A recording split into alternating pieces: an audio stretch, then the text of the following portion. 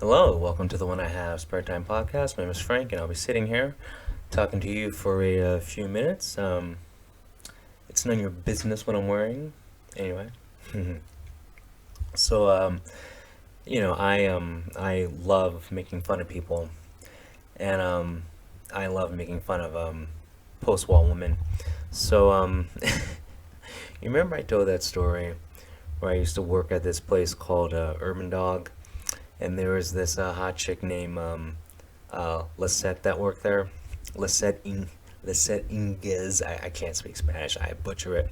Anyway, so like Lisette's a swinger, and this is public knowledge because she would just talk about all the guys she would do, and she's married. So anyway, so I liked her. I found her attractive. She was about I don't know. She was like 30. I mean, I forgot exactly how old she was, but whatever. She was like 30. Okay. Um, and so anyway, for Valentine's Day, I gave her like flowers, candy, like a card, because she's the type that cheats. I figured might as well make the move on Valentine's Day. Um, and she had a smoking hot body, pretty face, all that jazz. Obviously, I'm only interested in women because of their looks. I don't care about their personality. And oh yeah, I forgot to tell you. I'd only been working there for like a month, so like she didn't really know me. But anyway, uh, so I gave her this extravagant Valentine's Day gift. Okay, I've never given um, anyone in my life. Like I've had girlfriends and I wouldn't get them a Valentine's gift. Okay, but there's this chick I've been working with for a month, and I give her like the best Valentine's gift ever, and so she freaks out. Like she is very nervous, doesn't know what to do. She like walks away. She like starts talking to like her coworker, but I'm right there. I can hear her. She's like, "What's going on?" And then my coworker, who was very slick, just lied and say, "Yeah, he's pulling a prank on you." And then she's like, "Oh." And then she looked at me, and then I'm like, "Oh yeah, it's a prank." And I'm just like shook my head and walked away. Anyway, I continued to work there, and she continued to tell me stories about cheating on her husband and flirting and all that crap. So I'm just like a little confused. Anyway, a couple years later, you heard me talk about this. About there's a married woman who was messaging me on Facebook, trying to get attention. Well, it was her, and I was just like, yeah, I'm not gonna bother. Like, what's the point? It's like I'm not trying to give you attention. I'm just trying to get laid. Honestly, that's it. I'm not about giving you attention. I'm about giving you penis. Okay. So anyway, a few more years passed by, and so I'm like, okay, she's in her late 30s now, I think, or no, or she's she's in her late 30s or like 42 years old. She's between 38 and 42 years old. Okay. Anyway, so I'm like, okay, well, like a woman that age who has a history of being a swinger and like dating guys who are just getting out of prison. I'm sorry, hooking up with guys who are just getting out of prison and meeting them in motel rooms because that's what she would do. I figured, okay, well, by now, if I just message her, she's gonna be like, hey, let's do it. I'm being serious. So I messaged her on Twitter, and like I look at her picture, and she hit the wall. Liz does not look good at all. Things are sagging. Her face looks like. Um, I mean, she looked really good before. Really hot Spanish chick. Now she looks like a really hot maid. She literally looks like her face looks like she had been working long, hard hours. Like she used to have a really nice body, and she's still skinny, but now things are sagging. Like you can actually tell, like before she had the body of like a 25-year-old, but now she actually does have the body of a you know 40 whatever year old woman who, is still skinny, but things are sagging. I'm like, oh, that's that's not attractive, and her face just looks sad. And so so she messaged me back. She's like, "Wait, is this Frank from Urban Dog?" And I'm like, "Okay, well, I I actually am not attracted to her anymore." So I wrote her back going, "Oh yeah, it's the same guy who gave you like the flowers and the card and the chocolates on Valentine's Day, but you thought I was kidding, but I was dead serious." And like she didn't respond because that really freaked her out because she was scared shitless when that happened. So the reason why I brought up the memory exactly the same was so she would get that feeling again, so she wouldn't want to hook up with me because I was actually repulsed by her. So in a way, I got to tell her off. But man, how the mighty have fallen. I was so disappointed that she lost her looks. And I was like sad. She, back then, like, and I'm not exaggerating, she was a 10.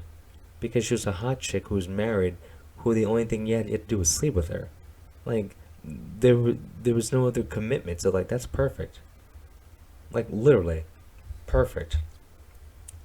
And then and then she has a really hot daughter too. So it's like if you get to sleep with her, like you probably get to hang around the house a little bit and maybe get the daughter too. I mean, that's what I was hoping for. I mean, that's kind of the main reason why I did message her, because I wanted to do her daughter. Man, but I'm really disappointed that that she lost her looks. Like that's like the one person I thought would actually keep her looks. Seriously, I really thought so, but I guess I was wrong. No, I know people can't stay. I mean, like no one stays. Well, Helen Mirren is pretty hot, and I don't know how old Helen Mirren is, but like Helen Mirren's hot. Like I'd do her, but yeah, like Mirren's hotter than Liz. Seriously. And then it's like it's not worth uh, uh, doing lists to get to the daughter now because I couldn't get it up if I saw lists like in person because her picture was like ugh, and if a girl's picture is bad on the internet, she's nasty because how many filters do girls use on the internet? Seriously, like if she was using a filter, it did not do a good job because she looked haggard. And it was supposedly a good picture of her because like she's posing, she's dressed really nice, and she's got like she's wearing makeup too, and still looks like post wall chick. Like she is post wall. The mighty have fallen. Seriously. So that's one less chick I have to worry about. Her harassing. Her daughter's really hot though, but uh, I just her daughter doesn't use social media, and that's weird because most excuse me, most people in their early 20s do that, right? Yeah, her daughter's like I don't know the exact age, but her daughter's like 20. Like how does a 20-year-old not have social media? That makes no sense. But anyway, I had to move on. So I won't be talking about lists anymore. Excuse me. I was singing earlier, and my voice it just feels weird. Excuse me. Anyway, so as a joke, I made a Tinder, and I made it just like the women do, like just give a list of demands that are unreasonable, and then complain that no one matches you.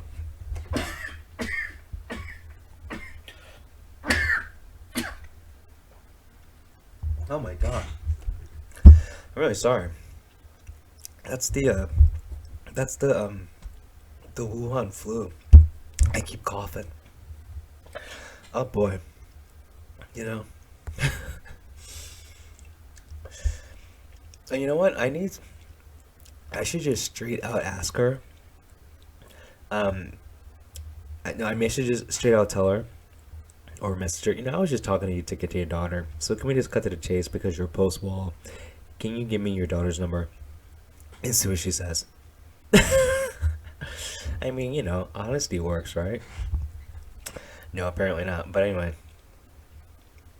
uh, so on my Tinder profile, like I said, like just basically everything a woman would say about like the height, the weight, the race, the just everything. You gotta have your own place. You gotta have a car. I said the exact same thing a woman would say, and I said, "I'm the prize, I'm the table." I also said if you voted for Biden, move on. I also said I'm anti-vax, I'm anti-mandate. If you got a problem with that, move on. Like I literally made like 25 demands. Same thing. That's the same thing all these women do, and then they complain that they can't find a man. Now, I'm not actually really trying to hook up with a chick from Tinder, but I'm just trying to make like a profile that's gonna go viral. We'll see what happens. And yes, I will show a screenshot of the profile and all that jazz so you can see I'm telling the truth because I tell the truth on all my podcasts. So I'll update you. Until then, I gotta go because I'm having a hard time talking, and so I have to cut it short. But I hope you're all doing safe. Hope you're all feeling good. And remember, focus on yourself and your hobbies. You'll be happy. I'll talk to you later. Peace.